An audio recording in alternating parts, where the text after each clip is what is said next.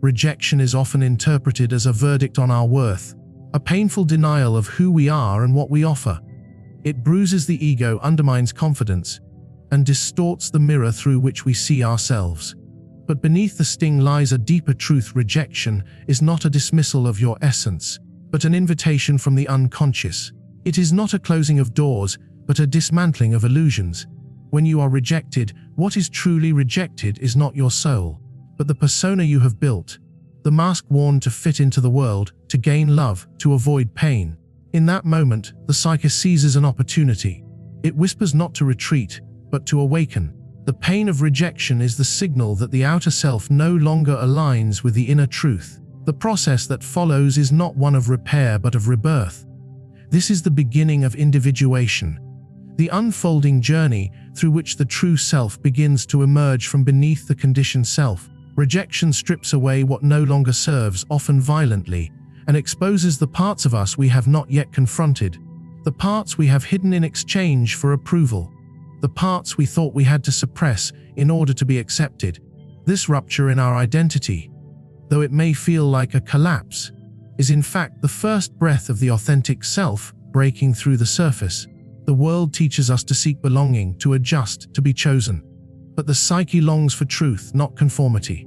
Rejection becomes a necessary disturbance, a sacred disorientation, when the life you have been living is not truly your own, when the roles you play are no longer sustainable, when the value you've placed on external validation begins to obscure the deeper work of self-integration. In this way, rejection becomes a crucible, a spiritual and psychological container within which the ego is tested and the self is revealed. In the aftermath of rejection, you meet yourself at the rawest point. The mirrors you once used for reflection are shattered. The story you told yourself about your worth, your appeal, your success, begins to unravel, and that unraveling, painful as it is, clears the space for new truth to emerge. It is here, in the ruins of what you thought you were, that you begin to discover who you truly are. Not the identity shaped by others' desires, but the one forged in solitude, honesty, and inner alignment. This is not a passive process. It is not a matter of time healing all wounds. Time is inert unless used consciously. The healing that comes after rejection requires intention. To look within instead of lashing out, to inquire rather than escape. You must face the parts of you that sought acceptance at any cost. You must confront the strategies you used to be loved, the ways you abandoned your true self to fit a mold. These are not sins but adaptations, necessary at one stage, but dangerous if clung to for too long. To transform after rejection, one must understand that the pain is not the enemy. Pain is the torchbearer of truth. It brings with it awareness. It brings with it access to the unconscious patterns that led you to depend on others for a sense of self. Rejection forces a confrontation between the image and the essence, between the mask and the soul, between the desire to be loved and the need to love oneself wholly, even the parts that were never validated by others. This confrontation is not just emotional, it is archetypal. It is the age-old pattern of death and rebirth, the descent into darkness so that light may be reborn. The one who is rejected is not being cast out of paradise, but is being initiated into a deeper realm of understanding. What feels like exile is often a redirection. The door that closed was not leading you home. The hand that let go was not holding you with truth. The silence that followed was not a punishment, but an invitation to finally hear your own voice. In this silence, in this inner wilderness, you are called to build something new, not a new persona, but a new relationship with yourself. The world may not have chosen you, but you must choose yourself. This is the essence of individuation. It is not about becoming better so that others will love you. It is about becoming real, so that you no longer need others to define you. Rejection becomes the catalyst, the friction that sparks the fire of authenticity. From this fire emerges not a perfected self, but a present self. One who no longer seeks validation, but seeks alignment. One who no longer conforms to expectations, but conforms to their own inner truth. The strength forged in rejection is unlike any other. It is not brittle or performative. It is quiet, grounded, enduring. It carries with it the authority of someone who has faced the void and returned with clarity, who has looked at themselves not with pity, but with radical honesty. The pain of rejection fades, but the insight it brings can remain. If you are willing to receive it, the wound becomes sacred when it is open not just to bleed, but to breathe, to let the deeper self step forward, to allow what was hidden in shadow to move toward the light. Rejection in this way is not an end, it is the sacred threshold where the journey truly begins. When rejection strikes, it does not merely touch the surface of our being, it penetrates into the unacknowledged depths of the psyche. It awakens feelings that have long been buried, emotions we believed we had mastered or left behind. The sting is not only in the present moment, in the event or the person who denied us, but in the echo it creates inside, reverberating through old wounds and unresolved fears. Often, what hurts the most is not the person's absence or their disapproval, but what it confirms about the hidden beliefs we hold about ourselves. These are not always visible to us, yet they exert immense power from the unconscious. Rejection brings them to the surface, not to destroy us, but to be confronted and ultimately integrated. This is the nature of the shadow, that vast, silent region of the psyche where we place everything we cannot accept about ourselves. It is formed not by evil or maliciousness, but by neglect. When we were young, we learned which parts of ourselves were welcomed and which were not. We adapted. We hid our fears, our weaknesses, our jealousy, our neediness. And later, even our hunger for love and our desire to be seen. These elements, denied a place in our conscious identity, did not disappear. They went underground. And from there, they continued to shape our lives in subtle, often painful ways. Rejection is one of the few experiences powerful enough to expose this shadow. It tears through the defenses we've carefully constructed and forces us to see what lies beneath. The feelings of inadequacy, unlovability, or being not enough are not born in the moment of rejection. They are awakened by it. They have always lived within us, waiting for a trigger to bring them to light. To become what no one wants to lose, one must not run from these feelings, but turn toward them with the willingness to understand, to look without judgment into the parts of ourselves we have denied, and to ask, why do I believe I am not enough? This question is not answered by affirmations or surface-level positivity. It requires a descent, a journey inward into the forgotten places. Perhaps you find a memory of not being chosen as a child, of being overlooked, or made to feel invisible. Perhaps you remember being told that your emotions were too much, or that your needs were inconvenient. Perhaps you recall a time when love was conditional, when your sense of worth was tied to performance, success, or obedience. These experiences imprint upon the psyche, and long after they are forgotten by the conscious mind, they continue to whisper, "You must be more. You must be perfect. You must never be rejected again." But perfection is an illusion, and striving to become what everyone will accept only deepens the fracture within. To truly grow from rejection, one must reverse this pattern. The goal is not to erase the shadow, but to bring it into conscious relationship. What you resist becomes your master. What you accept becomes your strength. To face the shadow of inadequacy is not to wallow in self-pity, but to reclaim the parts of yourself that have been cut off. It is to say, even if I feel unworthy, I choose to understand this feeling. I choose to hold space for it, to learn from it, and to transform it. This is the alchemy of the soul, the process of turning rejected material into wisdom. When you face your shame instead of fleeing from it, when you allow your fear to speak its truth, without allowing it to dictate your choices, you begin to dissolve the power these forces hold over you. They become integrated. You no longer need to pretend or perform. You no longer seek to silence your inner voice in order to be loved. You begin to carry yourself differently, not from arrogance, but from authenticity, and authenticity, once embodied, becomes magnetic.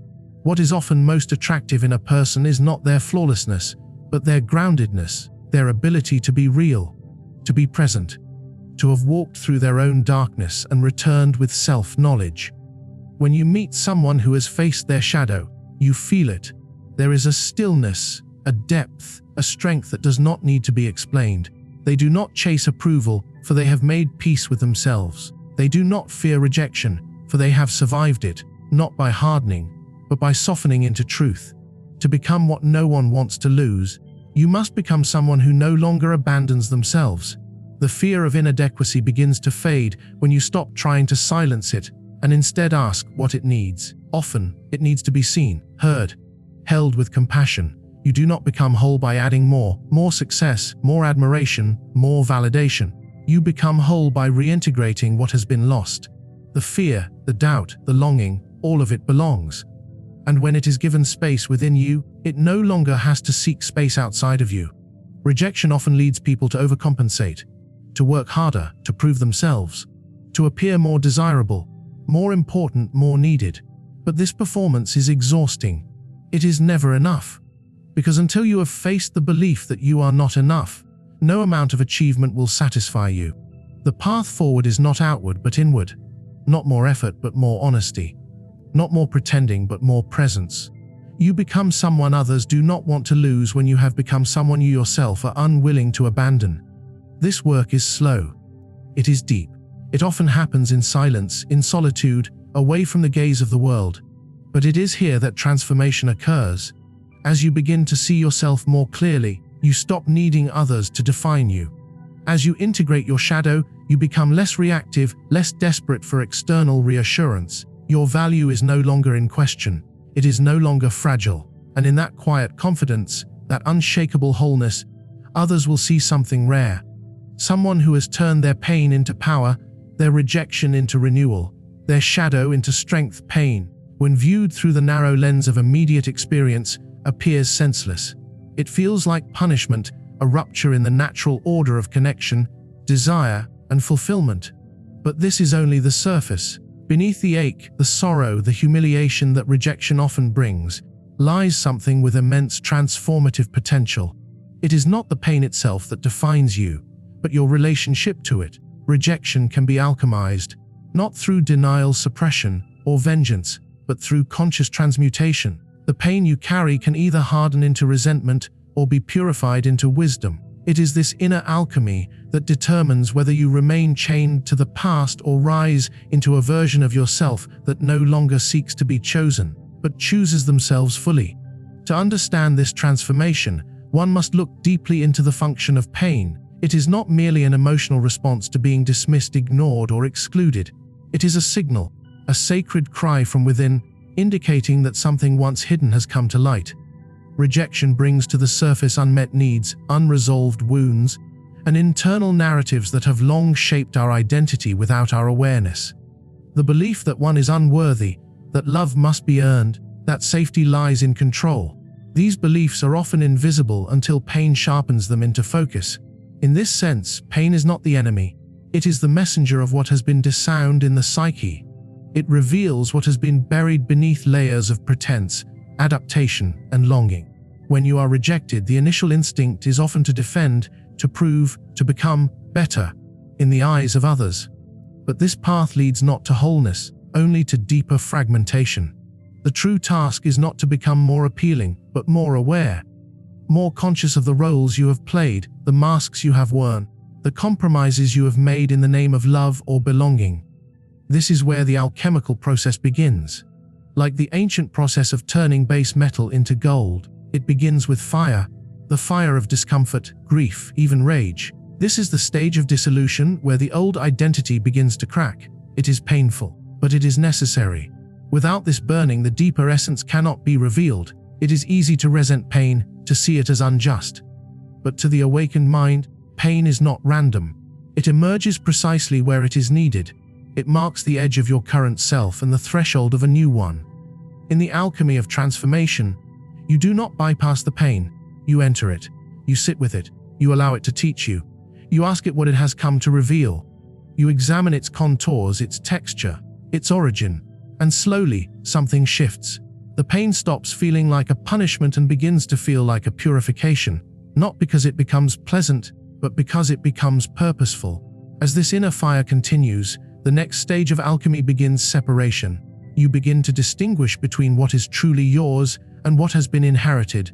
The beliefs, the identities, the desires that were never authentically yours, but were adopted to meet someone else's standards. You begin to recognize the difference between genuine love and the need for approval, between real connection and the performance of worthiness. Rejection helps this process by cutting the cord between you and the illusions you've outgrown.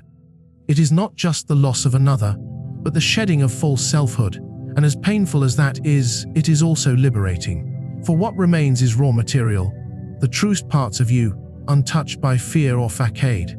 In this stage, you begin the conscious act of choosing. You decide what to carry forward.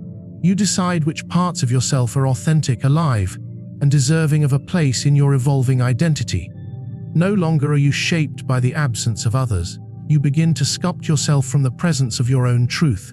This is not a sudden transformation, but a process. It requires patience, presence, and a willingness to endure the discomfort of growing into a new self. But with each layer peeled away, with each illusion released, your inner gold begins to shine through. Eventually, integration begins, the final stage of inner alchemy. Here, the parts of yourself that were once hidden, rejected, or judged are welcomed back into wholeness. The voice that once said, "I am not enough," is still there, but now it is met with understanding, not fear. The wound is not erased, but transformed. It becomes a source of strength, of empathy, of insight. You do not forget the rejection, but it no longer defines you. It becomes part of your story, not the end of it. You become someone who has faced their own darkness and emerged not unscathed, but unbroken. This kind of transformation cannot be faked. It cannot be achieved through image or achievement. It is forged in solitude, in reflection, in truth. You become what no one wants to lose, not because you are flawless, but because you are real, because you embody a kind of grounded presence that only comes from having passed through fire and come out refined. This is the gift of pain, not comfort, but clarity, not safety, but sovereignty. What once felt like the worst moment of your life becomes the foundation of your strength. What once shattered your sense of self becomes the very path through which you reclaim it. Rejection ceases to be a source of shame and becomes a doorway to depth. And from that depth, you begin to radiate something rare, something unshakable.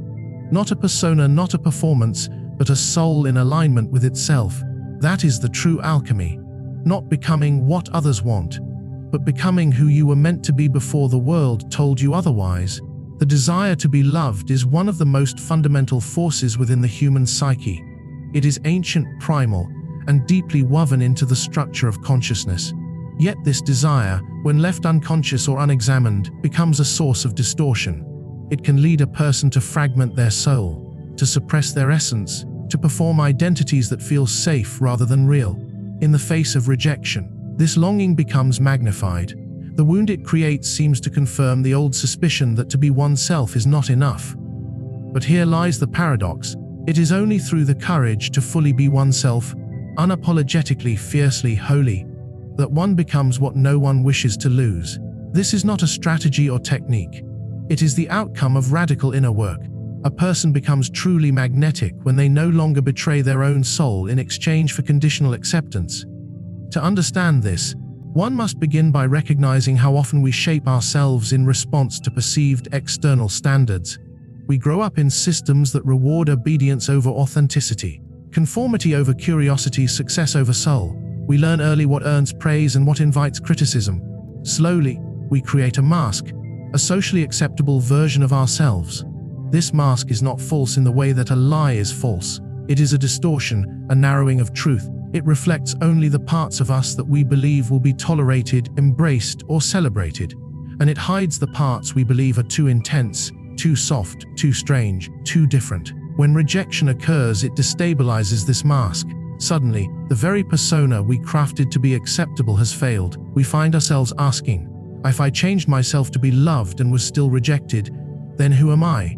This is a painful but necessary question. It is an invitation to meet the self that exists underneath the performance, to begin living not from expectation but from essence, to reclaim the parts that were disowned in the name of fitting in. This is the beginning of authenticity, not the superficial expression of preferences, but the deep alignment of one's outer life with the inner truth.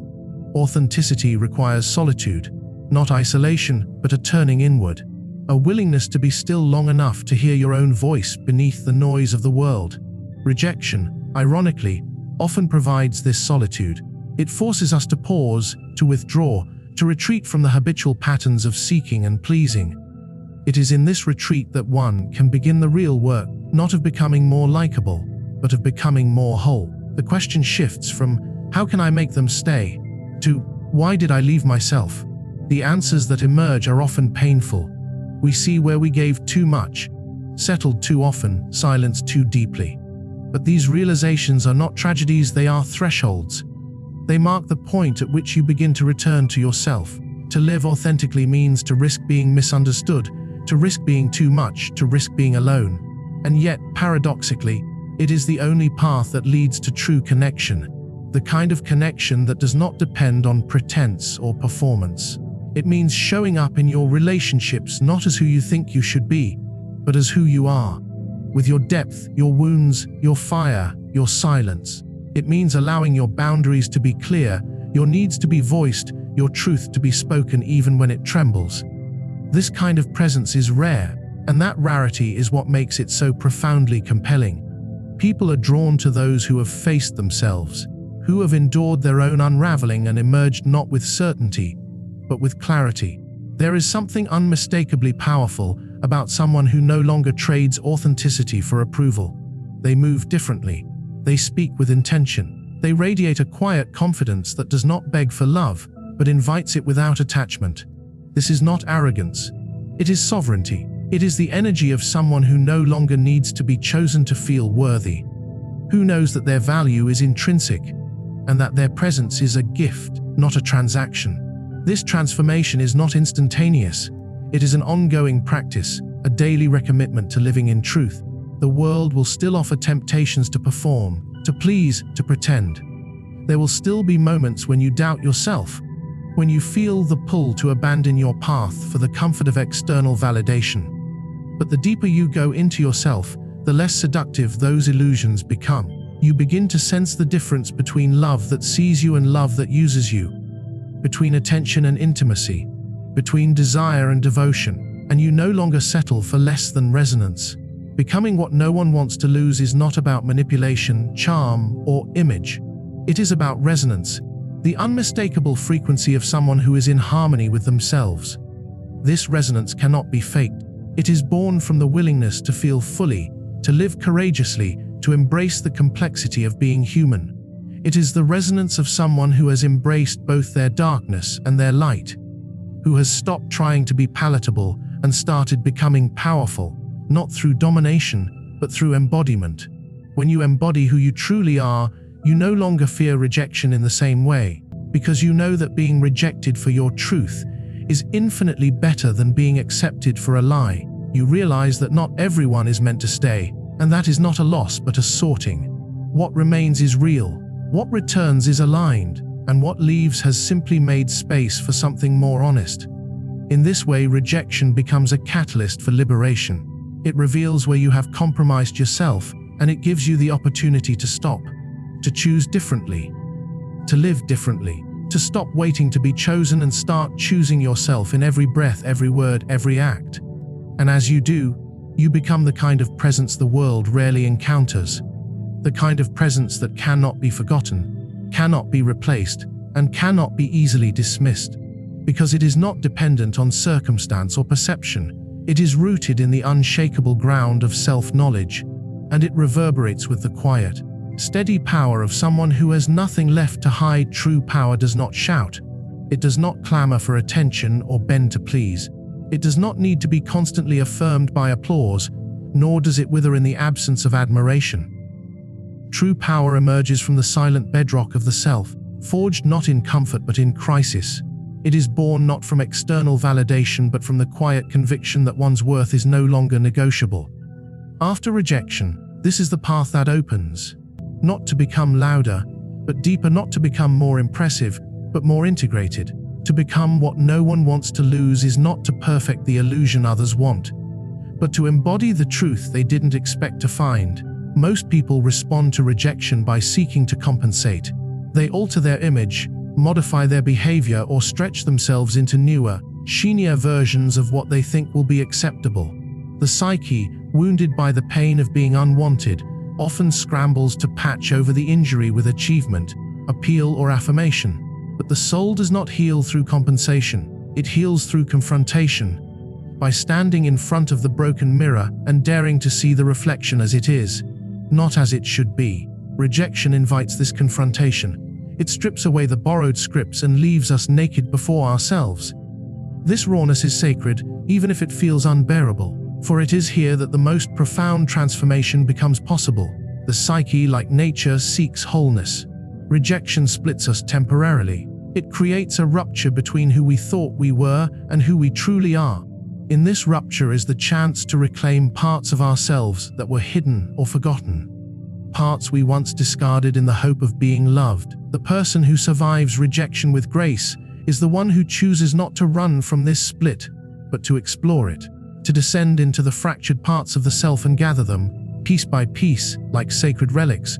In doing so, one does not merely recover from rejection, one is remade by it. In the silence that often follows rejection, one discovers the richness of solitude. Not loneliness, but solitude, the kind that allows a person to become reacquainted with their own depths. In solitude, you begin to remember who you were before the world told you who to be. You recall your natural rhythms, your strange dreams, your unfiltered desires, and perhaps for the first time, you allow them to exist without judgment. You begin to listen, not to the noise of expectation, but to the whispers of your own intuition. This is how strength is born, not in resistance to the wound, but in surrender to the truth it reveals.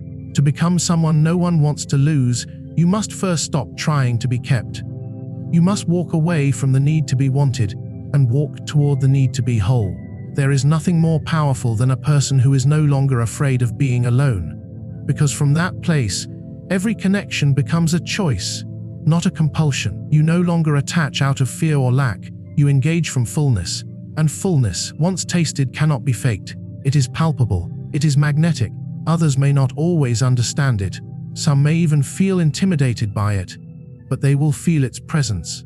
This kind of presence is not learned in books or mimicked from others.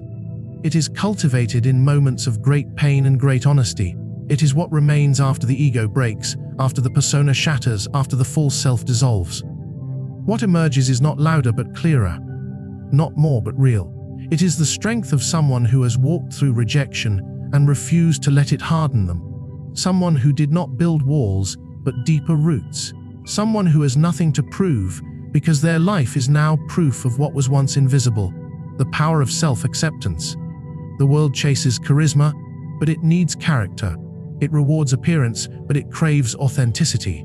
When you stop conforming to be loved and begin conforming only to the truth of your being, something changes in your energy. You move differently. You speak with greater care. You listen with more presence. You become the rarest kind of person, one who is fully themselves, yet deeply connected. Not detached, not performative, but grounded. You are no longer asking, "What do they think of me?" but rather, "What is real in this moment?" And in that shift, you become impossible to ignore. After rejection, the greatest victory is not to win back the one who left. It is to become so rooted in your own essence that the loss no longer defines you. Not because you do not feel, but because you feel fully, and allow those feelings to inform your growth. You learn to hold your pain not as an obstacle, but as an oracle. It becomes the voice that reminds you of where you've been and how far you've come. It keeps you honest. It keeps you human. True power is not about being in control of others, but in mastery of yourself. It is the stillness that comes from no longer seeking permission to exist. It is the clarity that arises when you stop chasing love and start embodying it. Love not as sentiment but as a state of being, a state of presence, a state in which you become the source of what you once begged for. And once you become the source, everything changes. You stop settling for connections that drain you. You stop abandoning yourself to keep others close. You begin to attract from a place of alignment, not anxiety. And as you walk further on this path, you begin to see that the person who rejected you was not taking something from you. They were revealing what was already ready to fall away. What remained was not lack but space. And in that space, you did not collapse. You expanded. You filled it not with bitterness but with truth. Not with resentment, but with reverence for your own becoming. That is the true legacy of rejection, not a wound that never heals, but a wound that becomes your womb. A place where your new self was born.